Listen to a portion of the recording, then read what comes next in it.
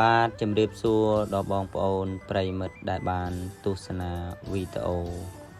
នៅក្នុងវត្តក្រវ៉ាយើងនេះគឺជាទស្សនវិជ្ជាក្នុងការរៀបចំទាំងក្រុម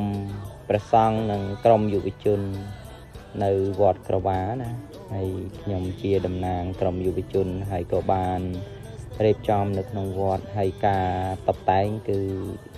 ស្អាតណាបងជាពិសេសគឺ cover នេះហ្មងគឺកាលណាដែលយើងចូលមកហើយ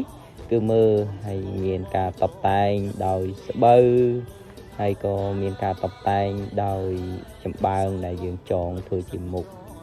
ពេលដែលបងប្អូនទស្សនាមកមើលទៅគឺមានភាពសាមញ្ញប៉ុន្តែស្អាត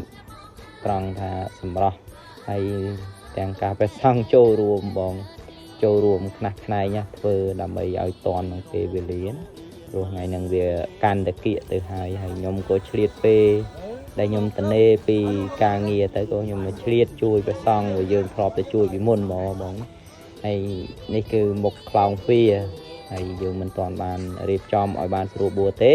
ប៉ុន្តែនៅក្នុងខ្លោងទ្វារនេះគឺសម្រស់ស្អាតសាមញ្ញហើយក៏ឆ្លៀត